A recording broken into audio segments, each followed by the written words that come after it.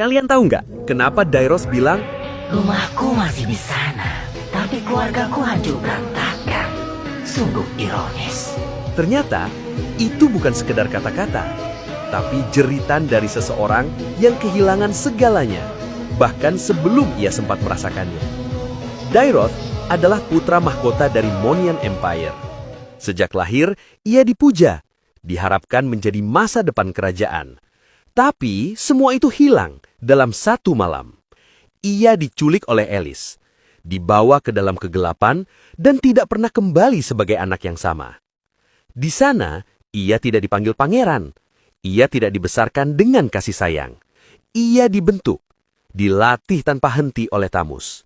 Diajari bahwa satu-satunya cara untuk bertahan adalah menjadi yang terkuat. Hari demi hari, ingatan tentang rumahnya mulai memudar. Bukan karena ia lupa, tapi karena dunia barunya tidak memberinya pilihan untuk mengingat. Hingga suatu saat, yang tersisa hanya satu hal. Rasa kosong yang berubah menjadi kebencian. Rumahnya masih ada, kerajaannya masih berdiri, tapi keluarganya sudah tidak lagi sama. Dan dari situlah, Dairoth memilih jalannya sendiri. Bukan untuk kembali, tapi untuk menjadi yang terkuat. Karena terkadang, yang paling menyakitkan bukan kehilangan tempat untuk pulang, melainkan menyadari bahwa kita sudah tidak punya alasan untuk kembali.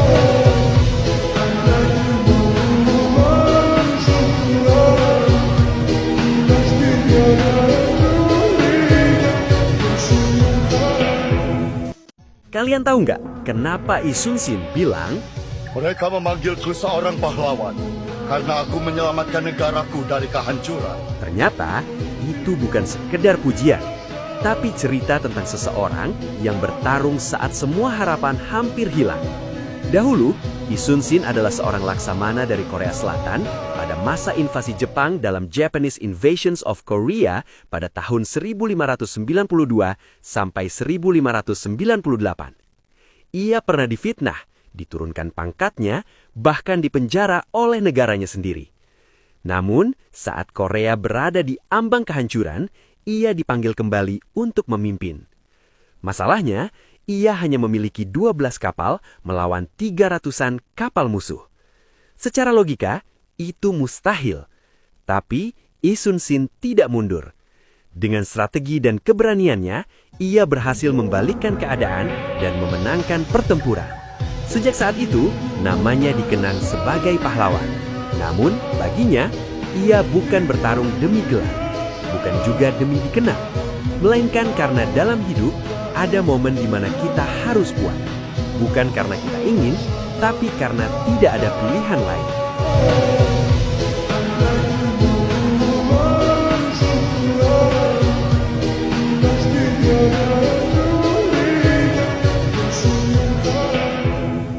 Kalian tahu nggak kenapa Sun bilang, Setiap kesalahan adalah sebuah pelajaran.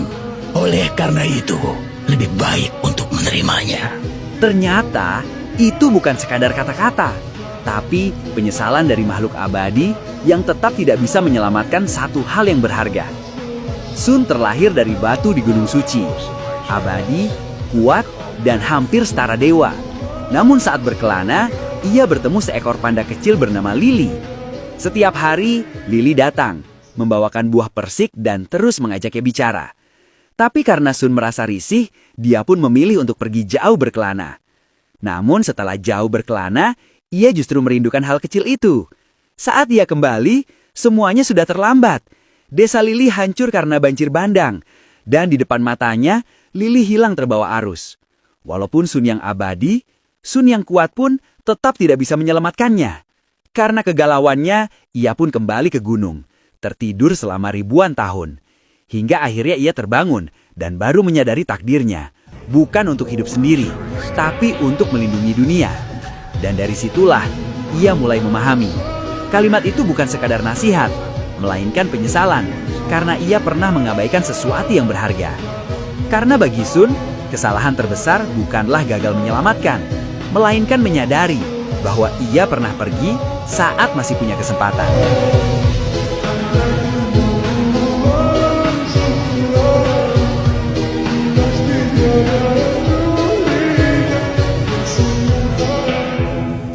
Ternyata ini alasan kenapa Nana bilang, Nana pernah punya seorang sahabat. Aku sangat merindukannya. kalimat ini terdengar sederhana, tapi menyimpan kisah yang cukup menyedihkan.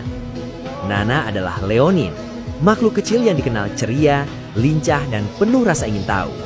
Dari luar, ia selalu terlihat bahagia, seolah tidak pernah punya masalah. Namun dulu, Nana tidak sendirian.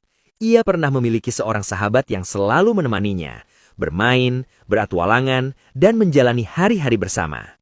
Sampai suatu saat, semuanya berubah. Peristiwa yang tidak pernah ia bayangkan membuat sahabatnya menghilang, entah karena perpisahan atau sesuatu yang tidak bisa ia kembalikan. Sejak saat itu, Nana tetap tersenyum seperti biasa, tetap ceria di depan semua orang. Tapi di dalam hatinya, ada ruang kosong yang tidak pernah benar-benar terisi lagi. Kalimat itu bukan sekedar kenangan, melainkan tanda bahwa di balik sosoknya yang imut dan menyenangkan, ada perasaan kehilangan yang masih ia simpan sampai sekarang. Karena terkadang, yang paling menyakitkan bukanlah kehilangan itu sendiri, melainkan kenangan yang terus tinggal sementara orangnya sudah tidak ada.